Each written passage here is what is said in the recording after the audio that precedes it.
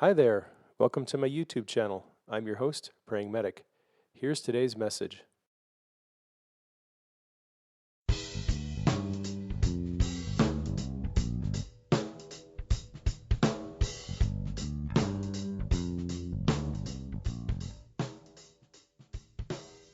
Hi, I'd like to welcome you to our show. I'm your host, Praying Medic. We're talking about life as a child of God and all things related to His kingdom. Thanks for joining us. If you're a new listener to the show, you can find articles and books and other resources on my website, www.prayingmedic.com. Now let's jump into this week's show.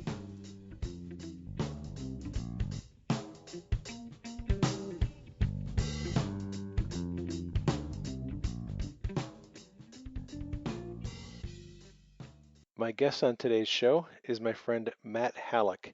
Matt is a contributor to a book I'm going to be publishing later this year on hearing God's voice. This book will be a compilation of essays from between 20 and 30 different authors. Matt and I became friends as we emailed each other after I received his submission.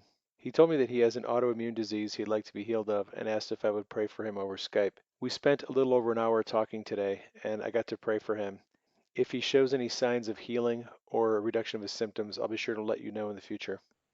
Hi, good morning. How you doing? Good, good. Thanks for calling. Yeah, no problem. Always Always happy to talk. and everything, the blog reading and all that stuff. It's been fun. Wife is here too, so. Hi. Hey, wife. And- I can. Oh, look, and you got a little girl there too. Yes. Hola, chica. I want to pray with you for healing because you have Lyme disease or something like it. I mean, Lyme's is a hard diagnosis. It is, and the tests that I've had, have come up somewhat equivocal, more positive than negative, but I've never responded to even some of the best treatment out there, Lyme-wise, like other people do, So for me, it looks very autoimmune with arthritis and fibromyalgia type of pain and stuff like that. Okay. Yeah. Now, do I understand correctly that you're going out praying for people Well, like the mailman the other day? Yes. I mean, yes, you totally read that. And I want to do more of that. Like going out, we've done it, I think, really twice with strangers so far. There's another time that I'm going to write about again, where Corey, my wife, got a word of knowledge, and then when it sent me to go pray for the guy. She wouldn't cross the chicken line. This is your word of knowledge. You got to go do it. But yeah, no, that's really our heart is huge to go out and pray for people. And even though I'm sick, it doesn't matter. I shouldn't be sick, and neither should other people. So I want to keep on pushing for that and not let the fact that I'm dealing with something stop us. And that's how my wife feels too, the same exact way. Yeah, and I really respect that perspective. I get that question from a lot of people. They say, I want to go out and pray for people to be healed, but I have to get healed myself first. No one's going to take me seriously if I'm in a wheelchair or if I have this, sling on my shoulder or whatever. And I tell people, look, we all have medical conditions we'd like to be healed of. I don't know of anyone who has perfect health. Right. Especially if you get into your 50s and 60s. The world kind of beats you down and you start getting problems that come along. I have things I'd like to be healed of. I have not been healed of. My wife has a list as long as your arm of things she wants to be healed of. Yeah. But she prays for people and they get healed. Yeah. I mean, the encouraging thing for my wife is she's been healed of a number of different conditions, but not everything that she wants to be healed of. Mm-hmm. Like she had a couple of herniated discs in her back. I mean, she has the MRI. Yeah. And she's got herniated and bulging discs. And she struggled for 5 or 6 months with a lot of severe pain. And then one day, bam, she changed her thinking and she got healed. Really? She had a frozen shoulder, torn rotator cuff, and torn bicep head in her right shoulder. And that all got healed miraculously one night. She suffers from insomnia. She's been healed of that, which lasted for probably 6 or 7 or 8 months. But then it came back. Yeah. And it's been an on-again, off-again kind of a struggle. So I tell people, look, it's a battle. Yeah. You're going to win some battles and you're going to lose some. And the enemy's going to push back and you have to keep pushing against the enemy and keep gaining ground. As much as we all want to have this, Lord, if you want to heal me, just heal me of everything. I want to be done with this stuff. Seldom does it actually work that way. It's more of a process than anything else. And because even if you get healed of one thing, 2 years later, you're going to have something else. You're going to have to be going after that. So Yeah, yeah. Well, I mean, we've been going at this now for 8 years with my health, and it's probably been the second half of those 8 years, and then really the most recent, like just this last year or two, where we've really just gone after Jesus for healing in a major way. Even though I'm still dealing with it and battling it, like you mentioned, your wife changing her thinking, about some of her stuff. That's what we've really been doing too, just changing the way we think about it and not identifying ourselves with it. right. Don't let it become your identity. Yeah, not letting it become our identity. And because the truth is, no matter what our experience is showing us right now, the truth of the Bible is that it doesn't belong in my body because I'm under Jesus. Right. And who knows how long we will be dealing with this thing, but that kind of thinking is what I want to keep living in, and the thinking that he is stronger, he's more true than what my body might feel on this given day, and not give ground to, Satan in any of that. Yeah. So I'd like to switch gears for a second. How did you find out that I was going to publish a compilation book of essays on hearing God's voice? Well, I had first stumbled across just your Divine Healing book on Amazon, so I ordered it, read it, loved it, and then was just perusing your blog, and I happened to be looking at your blog at a time when that post was most current or recent or something like that. So Okay, so that was back in probably May? Yeah, something like that. Maybe earlier April, something and like I was that. like, oh, this is great. I'd love to, just send him something, and who knows if he would want it or not. But then I thought, okay, so the deadline is June 30th, so I've got plenty of time. And then, as I sent it to you the night before, incomplete. But yeah, I got it on June 29th or something like that, June 30th in the morning. Yeah. Yeah. Well, the thing is, I only put the deadline on there because I knew people were going to say, what's the deadline? And when I put it out there, I got all kinds of messages from people. Is it too late for the deadline? What's the deadline? Can I get an extension? And I only put the deadline out there as a soft deadline because I really don't have a rush on this book.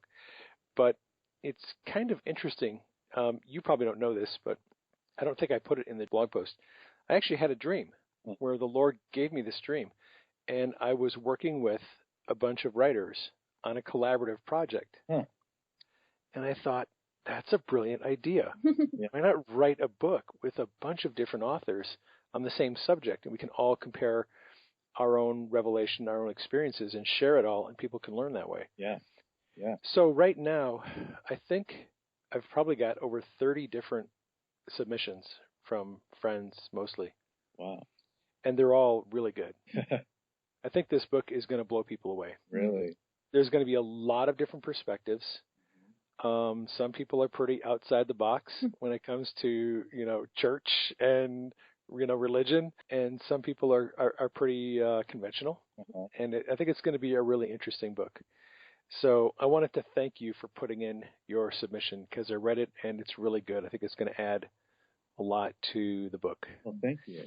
So the next part of the process is I'm trying to, I just published a book yesterday and I wanted to publish another book today, actually. Really? Wow. So today is Friday. Yeah, I have another book that's ready to go. The ebook is ready to go.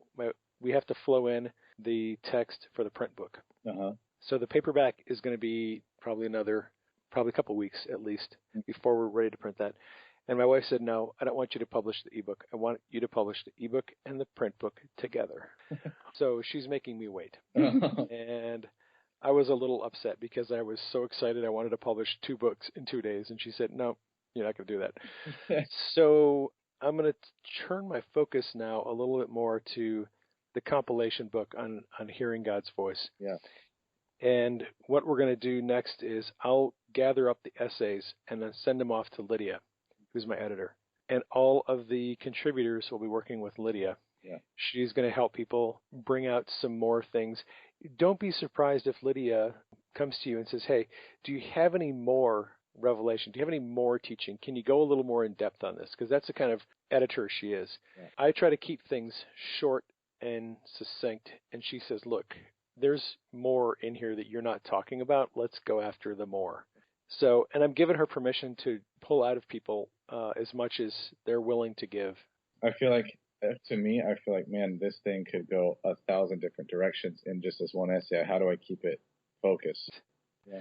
Well, my contribution is going to be just a short excerpt from a book I'm writing on hearing God's voice. Okay. And that's how several of us are approaching this. Jesse Berkey is writing a book on hearing God's voice. Mark Verkler has a book on hearing God's voice, and they've both submitted excerpts from their books. Okay. So for some people, this is an excerpt of a larger book that I have, and for other people, this is a blog post that I wrote or two. It can be whatever people want it to be. Yeah. I think the book is really going to knock people's socks off, and I think it's going to help clarify for a lot of people what hearing God's voice really is all about. I think there's probably 3 or 4 people who are going to contribute who are prophetic feelers. Prophetic feelers. They primarily sense revelation from God through their senses. Okay. Not sight Right. and not hearing, but through emotions and feeling things in their body. Right. And a lot of them end up being intercessors because they'll drive through a city and they'll feel this oppressive emotion that just comes over them when they drive through the city. And a lot of them have learned that they're spiritually sensitive to what's going on in that city. So they'll stop and do some prayer and sometimes spiritual warfare and intercession. And when they do, usually those feelings leave. Yeah. So the Lord gives them like a prophetic burden that they feel in their emotions and senses and stuff of that nature. So I have a number of people that are going to be writing from that perspective. Interesting. Sounds like which is some stuff that you feel sometimes. Yeah, a lot of these people are women. Almost all of them, actually. They say that women are intuitive, women's intuition. Yeah. Well, a lot of these women have this spiritual intuition where they just know what's going on in their knower. They just know things and they feel things and they go with those gut feelings, and that's actually the leading of the Holy Spirit showing them what's going on. So it is pretty interesting. I think there's a lot of people that have mistaken those feelings that they felt for their whole life as feelings of depression and feelings of hopelessness and despair that's coming from them, right, and not realize it's actually God speaking to them and that he's given them a burden to pray for. Right. So it's pretty interesting. And then it takes a shift in thinking to actually step out and say, I'm going to just choose to believe this actually is from God and act on it that way, because you've got to overcome the hurdle of, no, it's probably just me and I'm just making it up and reasoning. It's very similar in some ways to receiving a word of knowledge for pain for somebody else. Yeah. Like you're sitting there in a meeting and all of a sudden your knee starts hurting like crazy. Like something really bad happened to your knee and you could think, wow, I injured my knee. Or you could realize, wait a minute, this is probably the Lord telling me something for somebody else. Right. Well, if you understand that concept that the Lord will give you a feeling in your body that's for somebody else, that prophetic feeling and the way people sense God emotionally is very similar to that, I think. I have a question for you. I was looking at your email, and you look like you are in business for yourself. What kind of service do you provide for people? It's like academic tutoring. So usually I work with middle school or high schoolers, and I help them with anything from math to English to honing their writing skills. Okay. And then also I focus a lot on college entrance stuff like the SAT test and writing college essays for the applications and all of that. So. Wow, that's cool. Yeah. I think you're really going to like Lydia. Yeah? She was a composition tutor all the way through college. Oh, really? Yep. Oh, that's cool. She's got a psychology degree and a professional writing degree. Really? And she loves the field of writing and composition, and she tutored people in composition and English all the way through college, and that's why she wanted to become a writer when she got out of college. She tried being a counselor and using her psychology degree and realized this was a big mistake. I really don't have what it takes, but she loves encouraging and tutoring people in writing, so she's trying to make a go of her writing career. Yeah, you can counsel people in that capacity. That's part of what I like about what I do is that I get to be involved in these students' lives, and the writing or the school is like just the doorway in. Right. No, that's actually a really good way to view it, and that's how I look at my own ministry. The ambulance is merely a doorway into the life of somebody who probably needs prayer for something. Right. It's just an open doorway, and I can ask, hey, you know what? That looks pretty painful. Can I pray for you? And we start talking, and I give them testimonies, and next thing you know, the Holy Spirit's all over when they're crying, and they're getting healed and stuff. It's really cool to see people take the perspective that their job is an opportunity for them to mentor and encourage and pray for people. Yeah, I'm trying to grow more in that. And for me, the hard part is that being in business for myself, I've got this battle. Like I go into their homes and they want to talk to me about tutoring, and here I come wanting to talk to them about Jesus. It's like I'm really been praying and just seeking God on Lord. I want just more boldness and tact to be more just with the love of Jesus for these students. When I've been at jobs where I'm not working for myself, to me it feels I'm a little bit more free to talk with whoever, because for whatever reason, all of the pressure isn't on me to manage this business. So. Well, when you're running your own business, there's always this concern that, boy, if I lose enough clients because I'm telling people about Jesus, that could be a bad thing. But it's been my experience that as I have taken him into the workplace, he has really opened doors and given me favor in some ridiculous ways. Really? Oh, yes. Here's a testimony. So it's one of my crazy adventures. I had just recently switched employers. This was 4 or 5 months ago. And although I accrued vacation time, they would not allow us to use any of it until we've been employed for 6 months. So I took this job in February. In May, I had to fly to Pennsylvania for my son's graduation from college. Okay. He graduated from Penn State. Now, last fall, my wife booked hotel, rental car, airline tickets for us to fly to Pennsylvania so we could go to the graduation. Right. My employer at the time gave me the time off. I had plenty of vacation time, had the time off, scheduled everything, no problem. So now I switch employers, and now I can't take any vacation time. Right. And I have all this money invested in this trip to Pennsylvania. Yeah. So I'm talking to our scheduling person, and there's all these rules and restrictions, and you can't do this, and you can't do that, and you have to maintain this many hours, and you have to use a part-timer if you're going to have time off. And there was all these rules, and every rule was working against me, and it looked as though there was no way I was going to be able to get this time off to go to this graduation. So there was a light, and I thought I had it worked out, and I submitted my proposal to our scheduling person, and she said, no, that's not going to work. There's no way we can do that. So I kind of threw up my hands, and I said, well, this just is not going to happen. I'm not going to be able to go back to Pennsylvania for the graduation. So I'm going through this, and I'm talking to my EMT partner about all this in the ambulance. Yeah. Okay? Telling him what's going on. Call up my wife. Honey, it doesn't look good. It's just, I've been trying, and we can't get the time off from work. It just isn't going to happen. So she was pretty disappointed. So we get to our station, and I walk inside, and it just so happens that our newly hired manager was there in the building. That was his first day at work. Yeah. And the regional president was in the building showing him around and introducing him to people. So he comes over to me and says, hey, how's it going? And I said, oh, it's going pretty good. Hey, have you met our new manager? Oh, no, I haven't met him yet. So they do the introductions. He goes, hey, how's everything going for you? I said, pretty good. I only have one complaint. He goes, one complaint? What do you have to complain about? I thought you loved it here. And I said, I do love it here. It's awesome. He goes, what's your complaint? So I told him. I said, well, I have this problem. I have to go to a graduation for my son. And before I came to work here, I had another employer. Everything was covered. Vacation, no problem. Now I have no vacation. Can't use it. I've been, working with scheduling, and there's no way that they can do this for me. So the regional president looks at me and goes, well, our scheduling person is very limited as to what she can do, but I'm not subject to those restrictions. Send me an email, and I'll take care of it for you. Boom, just like that. Yeah. He totally wiped out all the obstacles. He said, nope, send me an email, give me the details, and I'll approve it, and you'll get your time off. So I turn around to walk out to the ambulance, and my partner is walking in. And I'm like, hey, dude, good news.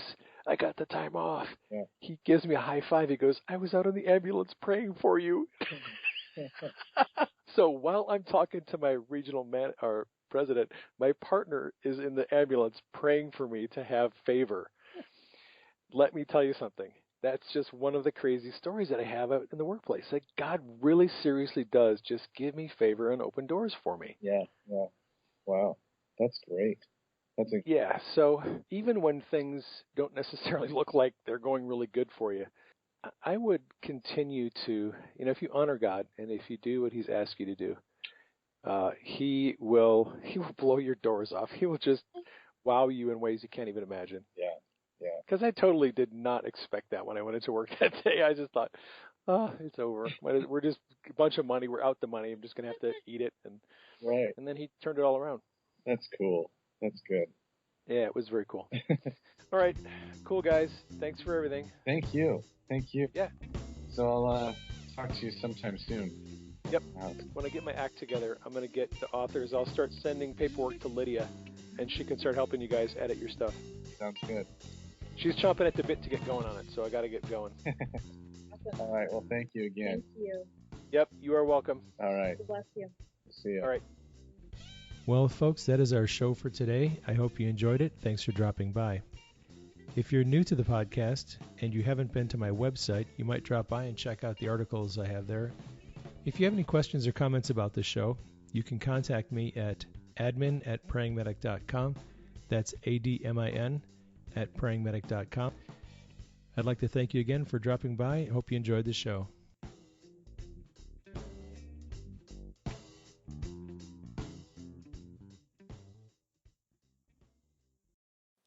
Thanks for dropping by. I hope you enjoyed today's message. You might consider sharing it with your friends.